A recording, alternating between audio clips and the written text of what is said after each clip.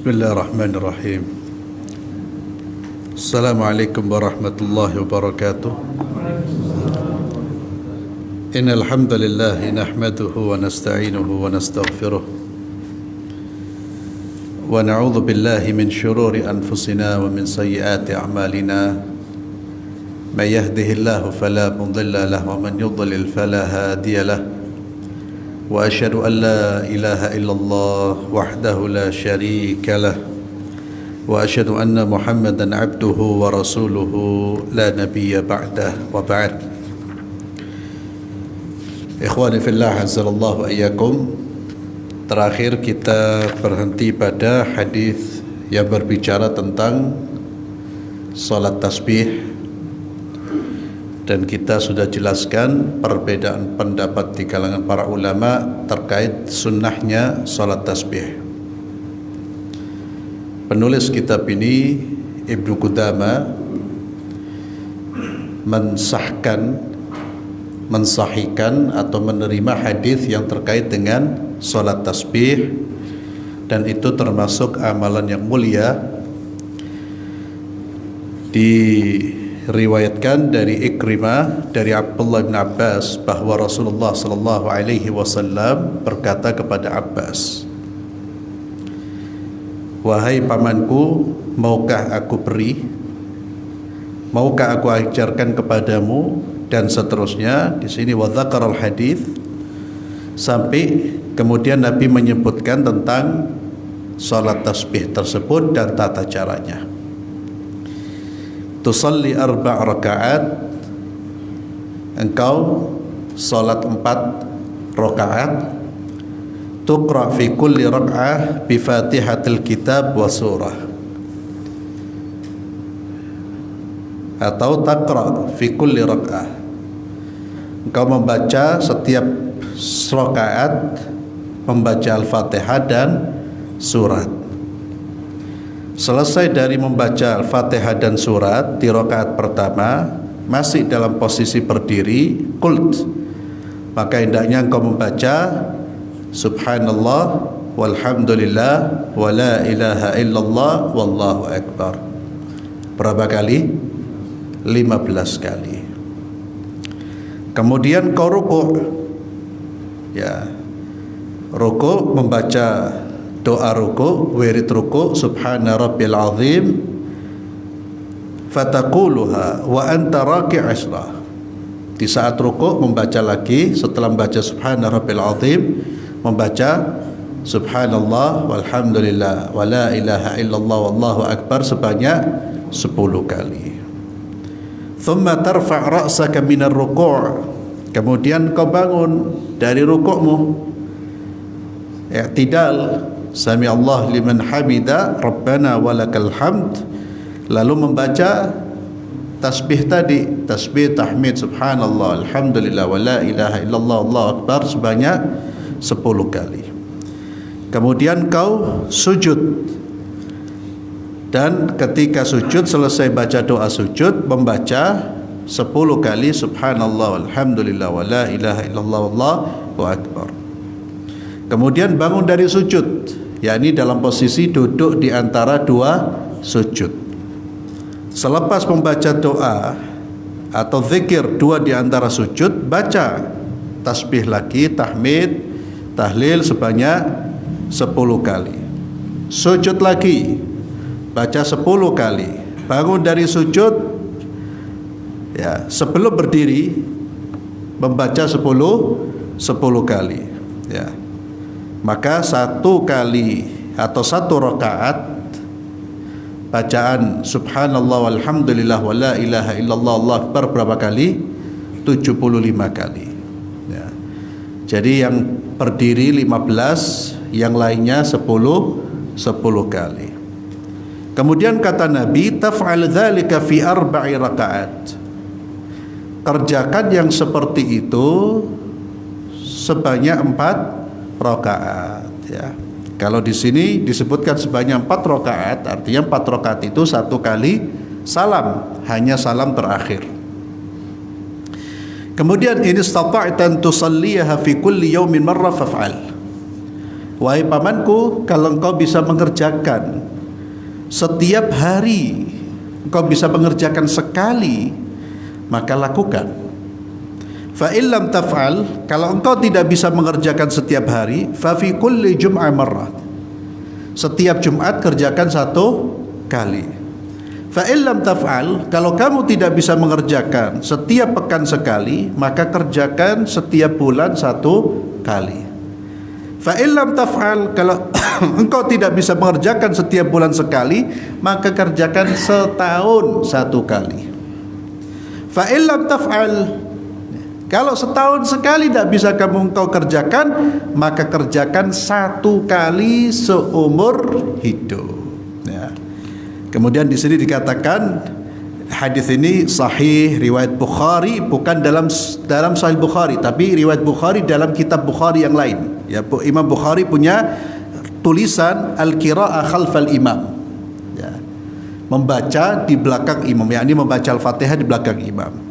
Riwayat Abu Dawud dan seterusnya, yang kemudian di sini dijelaskan oleh pentahqiq, ya, pentakhrij kitab ini, penta'liq Syekh Tariq bin Abdul Wahid bin Ali. Beliau menjelaskan secara panjang lebar terkait dengan hadis ini. Ya, jadi beliau menjelaskan hadis ini disahihkan oleh ulama-ulama ini, dijelaskan semuanya. Kemudian ada pula yang melemahkan hadis ini. Ya, siapa yang melemahkan? Maka yang mensahihkan, mereka mengamalkan hadis ini. Mereka mengatakan hadis ini sahih, maka konsekuensinya ada solat yang namanya solat tasbih. Lalu ada ulama yang melemahkan, dan melemahkan mereka tidak mengakui atau tidak menerima adanya solat tasbih. Namun ada ulama yang melemahkan tapi mengatakan boleh dikerjakan, seperti Hanabilah. Kalangan Hanabilah pengikut Imam Ahmad mengatakan bahwa boleh mengamalkan hadis-hadis lemah. Ya.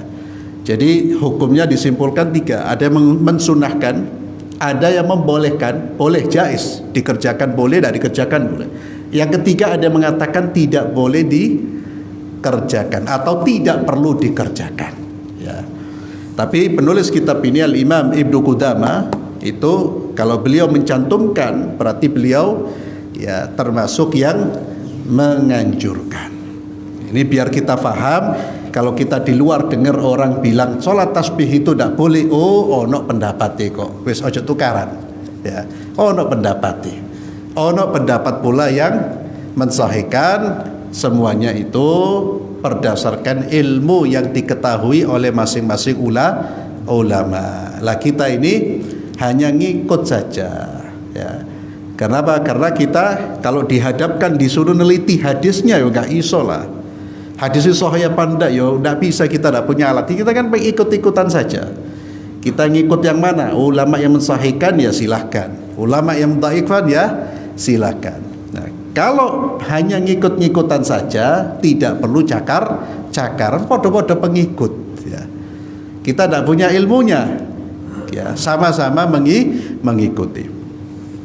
Ini tentang sholat tasbih. Maka bagi yang mensyariatkan sholat tasbih, jangan ditinggalkan, jangan sampai seumur hidup tidak pernah dikerjakan. Minimal satu kali, ya, minimal 1 kali. Kemudian faslun fi awqatin nahyi 'anis shalah. Waktu-waktu dilarang mengerjakan sholat.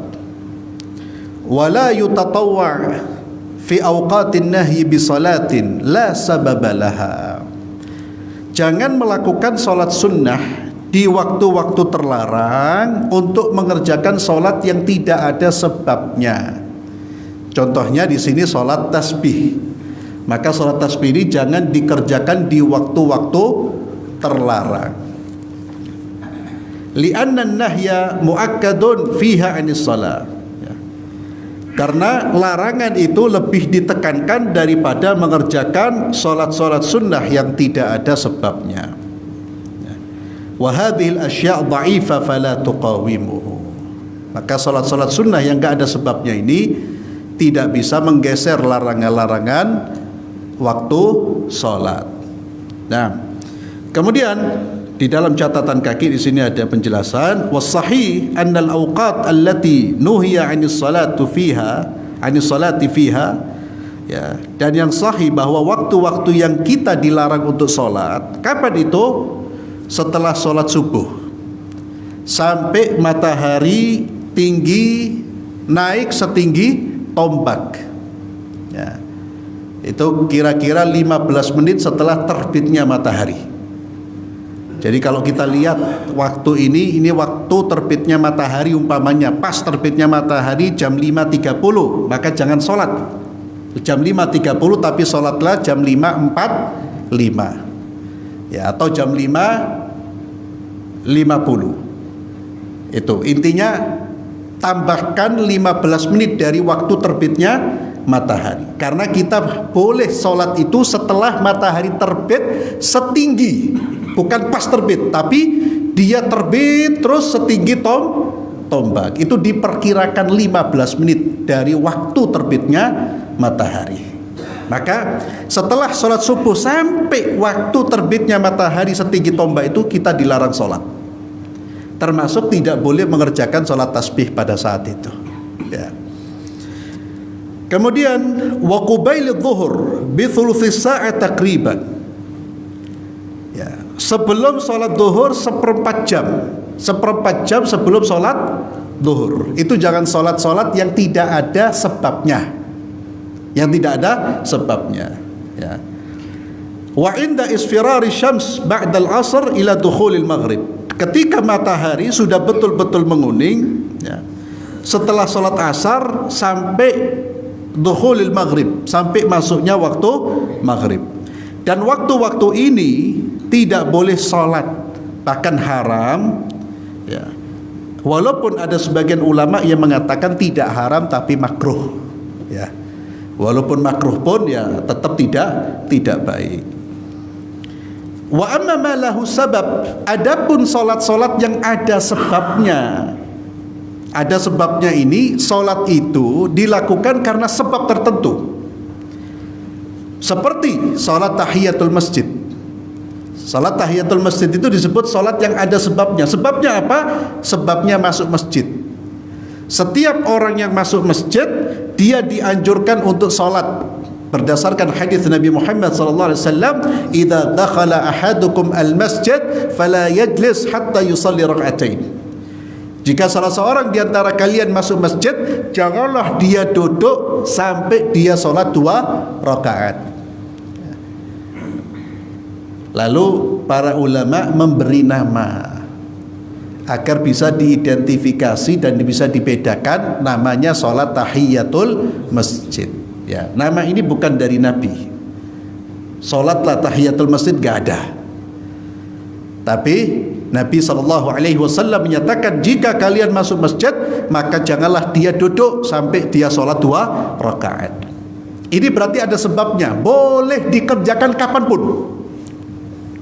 Boleh dikerjakan kapanpun. Maka kalau antum sudah ada orang selepas sholat subuh, antum sudah mengerjakan sholat subuh, ya. Terus antum berpindah ke masjid, masuk masjid, boleh gak sholat sunnah? Boleh. Karena sholat tahiyatul masjid itu ada sebabnya, maka tidak dibatasi oleh waktu. Kapanpun kita masuk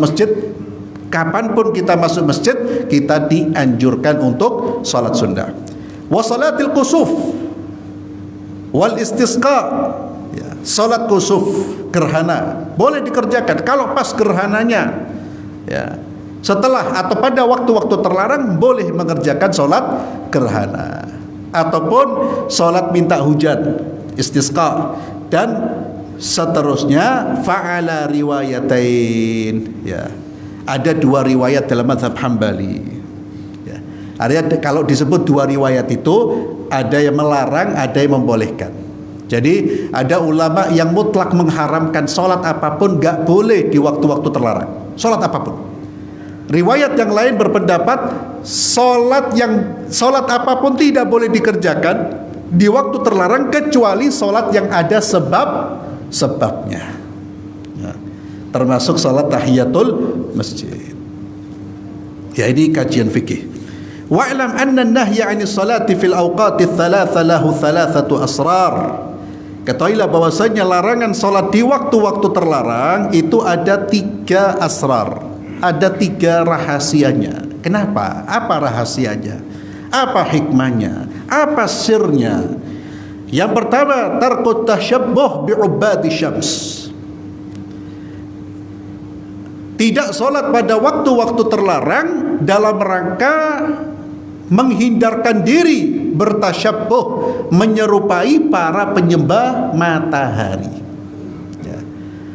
Ada manusia-manusia yang menyembah matahari. Ketika matahari terbit, mereka menyembah.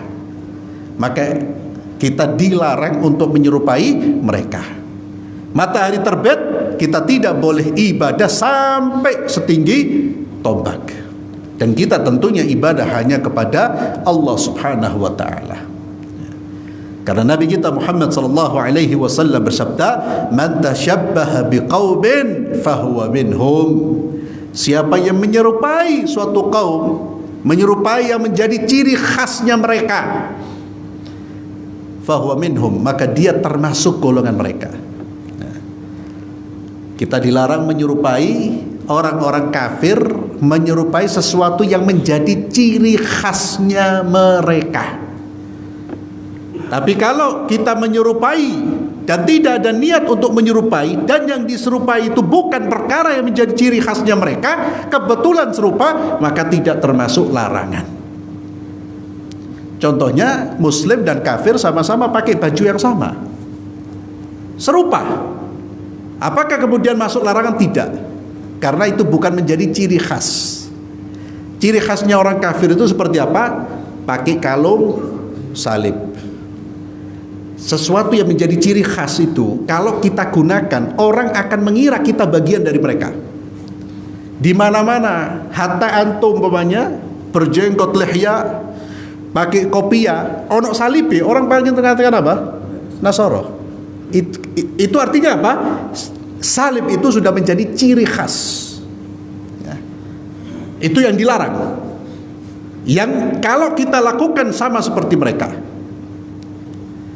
Dan saya pernah menemukan, Pak, di kampus Islam. Ya, saya tidak perlu nyebut namanya. Mahasiswanya muslim, dia pakai kalung salib. Pakai kalung salib. Ya. Kata dia, ini hanya simbol. Ini hanya simbol. Wah, dengan berbagai macam argumentasi. Ini sudah kena racunnya liberal. Waktu itu liberalisme sedang marak-maraknya, digandrungi oleh pemuda-pemuda kita. Liberalisme dia mengatakan semua agama itu sama. Ya. Bayangkan muslim pakai salib. Pertama kali saya lihat orang anak itu, Pak, saya pikir dia Nasoro. Loh, Nasoro kok kuliah Islam? Ternyata muslim. Ya, ya wallah alam, mudah-mudahan Allah beri hidayah. Ya, jangan sampai mudah-mudahan enggak murtad lah. Karena saya waktu kuliah itu kadang-kadang menemukan beberapa manusia yang Allah rusak pemikirannya, Pak. Ya, itulah bahaya liberalisme di kampus-kampus Islam. Ya, saya ceritakan biar kita berwaspada, Pak. Ada yang pakai salib, ada yang ini kuliah Islam ya, kuliah Fakultas Agama Islam. Ada yang tidak sholat, dan tidak sholatnya itu dengan keyakinan sholat itu sudah tidak wajib.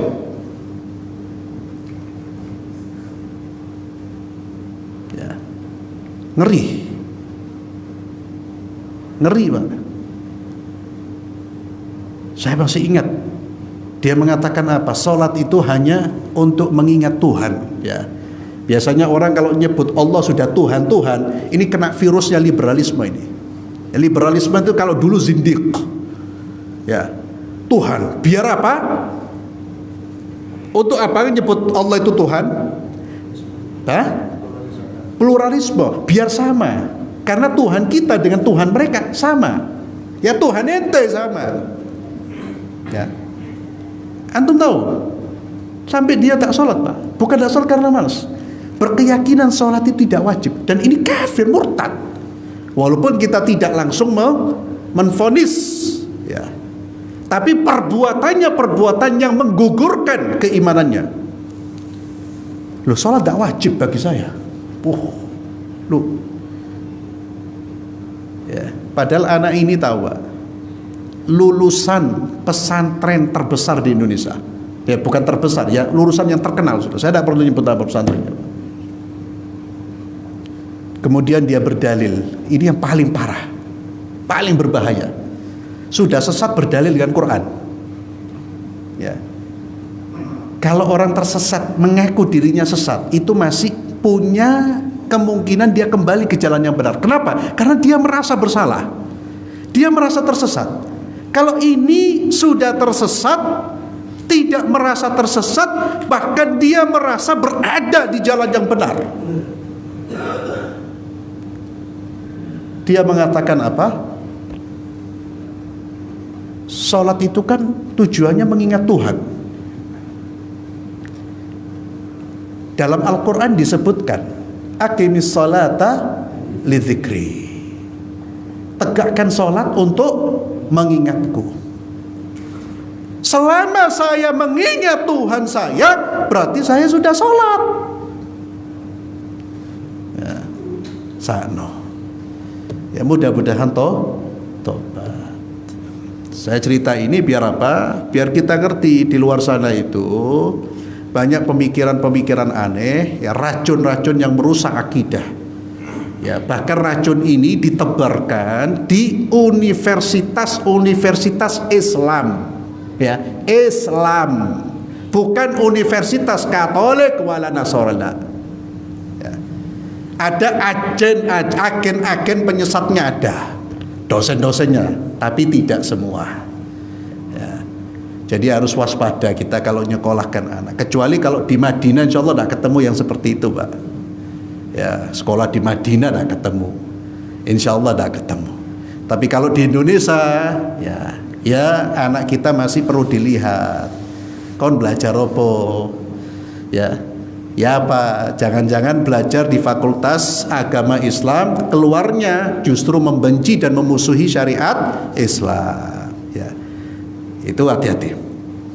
Jadi kembali kepada tasyabbuh. Tasyabbuh yang dilarang itu tasyabbuh menyerupai apa yang menjadi ciri khasnya orang kafir.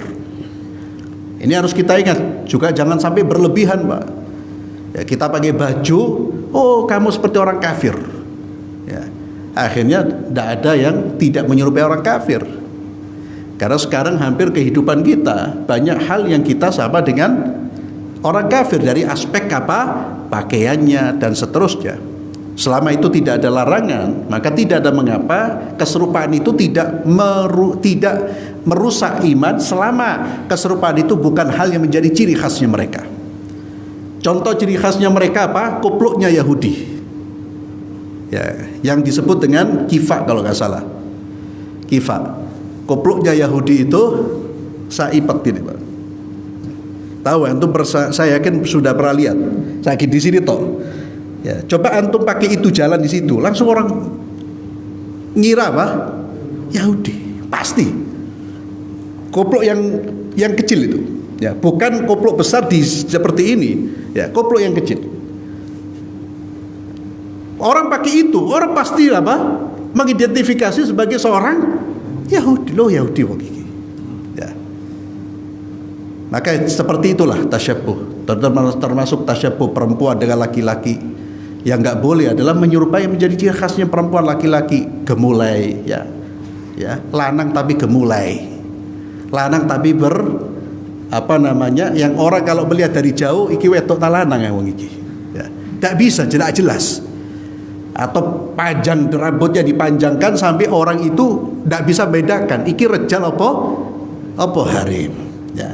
Atau sebaliknya, perempuan menyerupai laki-laki, perempuan tapi bertindak, berperilaku, bergerak seperti laki-laki, sehingga orang kalau ngelihat, kalau tidak jelas lihat dari gerak-geriknya lanang wongi, ternyata luwet tuh wongi. Berarti dia sudah menyerupai. Maka dilarangnya kita sholat di waktu-waktu terlarang, hikmahnya, ya. Asrarnya adalah tarku tasyabbuh bi'ubadi syams. Maka jangan menyerupai penyembah-penyembah selain Allah, dan jangan mengikuti tradisi-tradisi orang-orang yang biasa menyembah selain Allah subhanahu wa ta'ala. Yang kedua, at-tahdhir minas sujud liqarni syaitan. Fa inna syams tatlu wa ma'aha qarnu syaitan. Peringatan dari sujud liqarni syaitan, ya, tanduknya syaitan. Karena matahari terbit dan bersamanya ada tanduk syaitan. Fa idza irtafa'at faraqaha. Tanduknya syaitan itu kalau matahari sudah meninggi maka dia akan lenyap. Fa idza stawat qaranaha, fa idza zalat asy-syams faraqaha, fa idza tadayyafat lil ghurub qaranaha, fa idza gharabat faraqaha. Ya. Di sini dan hadis ini ikhwani fillah ini disebutkan di dalam hadis, ya, dalam catatan kaki disebutkan dalam hadis riwayat Bukhari dan Muslim. Ya. Di sini syaitan itu punya tanduk. Ya. Dan ya, wallahualam, kita kadang-kadang dulu kecil-kecil suka melihat gambar-gambar syaitan itu, ada tanduknya. Ya, wallahualam dapat ide dari mana? Ya. Yang disebutkan di dalam hadis tanduknya syaitan. Jadi syaitan itu muncul dengan munculnya matahari. Maka mereka yang menyembah matahari itu menyembah syaitan. Maka syaitan senang karena dirinya merasa disembah.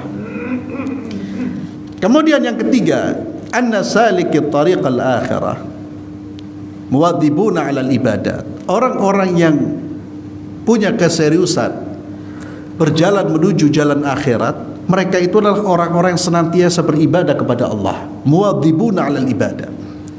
Wal muwadhaba 'ala namtin wahid yuwarithul malal. Orang yang terus beribadah dengan satu jalan, di satu jalan terus ibadah, tidak ada jedahnya, itu akan membuat orang malal. Malal itu apa? Bosan. Ya. Fa idza waqa'a al-mana' fi ba'd al-awqat zada an-nashat li'anna an-nafsa harisatun 'ala ma muni'at minhu. Famuni'a al-insan min as-salati fi awqatin nah wa lam yumna' min naw'in akhar min at-ta'abbud.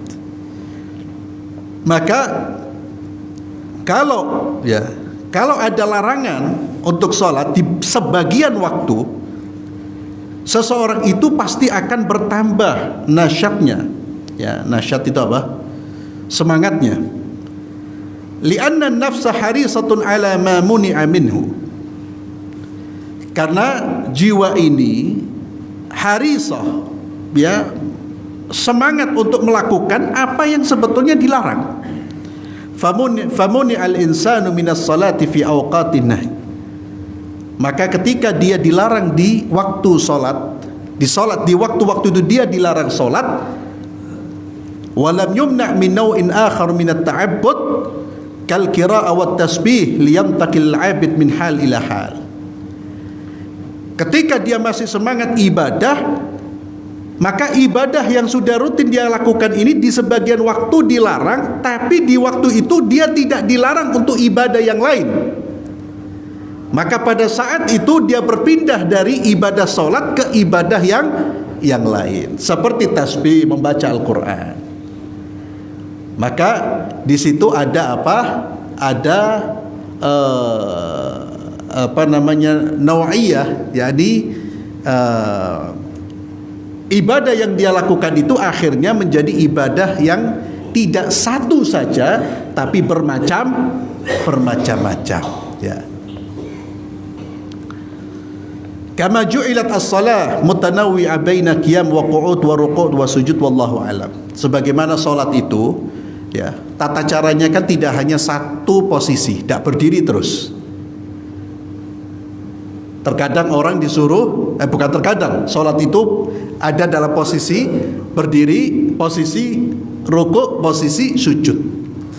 Itu semua agar apa? Kita bisa beribadah dengan semangat, tidak terus berdiri, atau rukuk terus, atau sujud terus. Ada naw'i, ada tanawwu', bermacam-macam. Ya.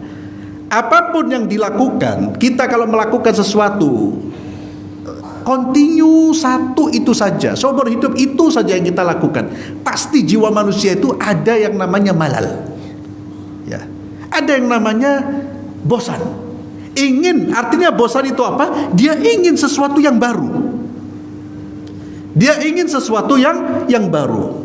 Maka ibadah pun dibuat berbagai macam jenis dan berbagai macam cara, dan dibuat juga oleh Allah ada waktu yang dikerjakan, sehingga setiap ibadah yang dia lakukan ada semangat untuk melakukannya, ya.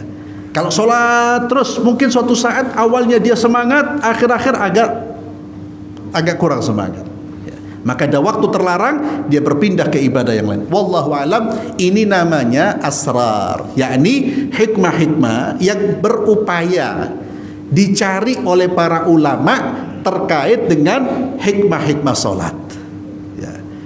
Tapi yang disebutkan di dalam hadis itu, yang disebutkan di dalam hadis ilahnya adalah matahari terbit dengan munculnya syaitan. Wallahu alam bissawab.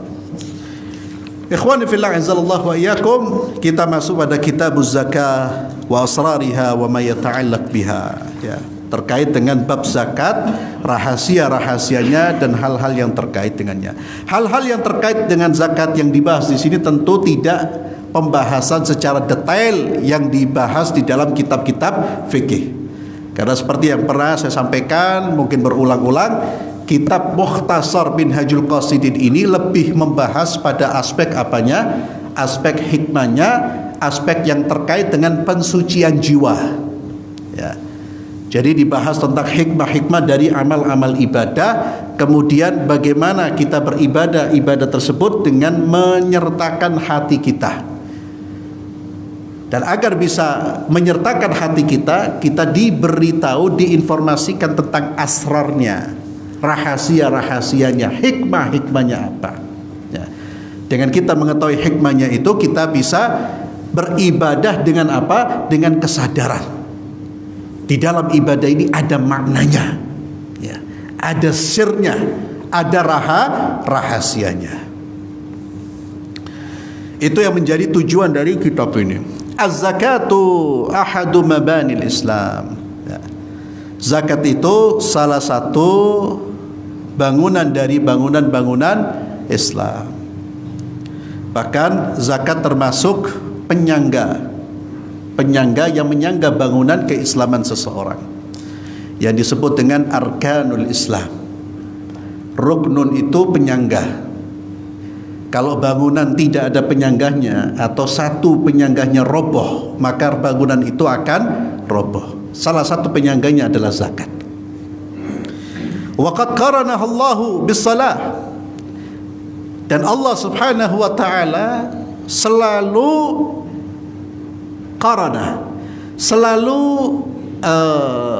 menyebutkan zakat ini selalu diiringkan, ya, selalu diiringkan dengan penyebutan solat. Perintah solat selalu beriringan dengan perintah zakat. Perintah zakat beriringan dengan perintah solat. Faqala ta'ala, seperti firman Allah Subhanahu wa ta'ala dalam surah Al-Baqarah ayat 43, wa aqimus salata wa atuz zakah. Tegakkan salat dan tunaikan zakat. Ini yang kemudian menjadi ya bisa dikatakan kaidah, ya, atau bukan kaidah, atau menjadi hal yang membuat para ulama, terutama ulama salaf, membuat statement bahwa rukun Islam itu terkait satu dengan yang lain. Artinya apa? Kalau yang satu tidak dikerjakan, yang lain ditinggalkan, itu bisa merusak apa yang dikerjakan itu.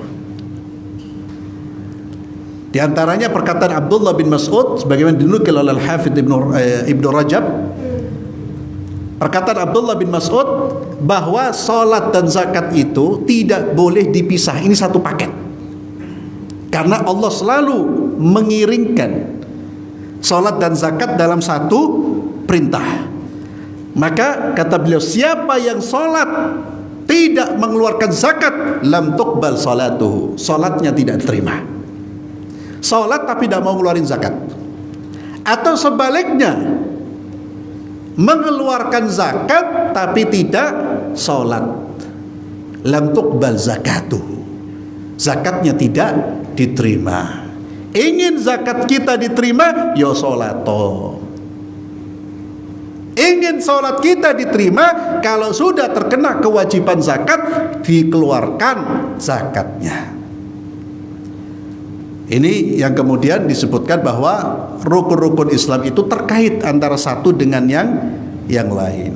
Sama seperti ungkapan Umar bin Khattab radhiyallahu tabaraka wa ta'ala terkait dengan orang-orang yang sudah mampu berangkat haji namun dia tidak mau berangkat haji. Kata Umar bin Khattab apa?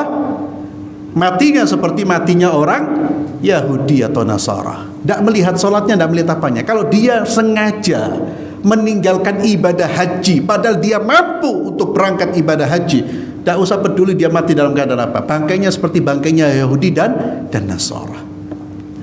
Ini menunjukkan 5 rukun Islam. Ya kalau syahadat kita semua sudah syahadat. 4 amal ibadah ini jangan diremehkan. Jangan fokus pada beberapa ibadah lalu meremehkan yang lain. Hati-hati. Sholat, puasa, zakat tapi tidak haji, bahaya. Haji tapi tidak sholat, bahaya. Maka itu satu paket yang tidak bisa dipilah-pilah, harus diambil semuanya. Dan itulah rukun Islam, diantaranya adalah az-zakah. Wa amma anwa'uz zakah wa aqsamuha wa asbabu wujubiha fadhahirun masyhurun fi madanihi min kutubil fiqh. Wa innama nadhkurha huna ba'd asy-syurut wal adab. Adapun tentang jenis-jenis zakat, macam-macamnya, sebab-sebab diwajibkannya, itu sudah jelas masyhur di dalam kitab-kitab fikih. Ya, yang kami sebut di sini hanya sebagian syarat-syarat dan adab-adab yang terkait dengan zakat. Famina syurut, di antara syaratnya, hendaknya zakat itu tentunya dikeluarkan harta zakatnya sesuai dengan apa yang disebutkan di dalam nas. Hartanya yang dikeluarkan apa yang disebutkan sesuai di dalam nas.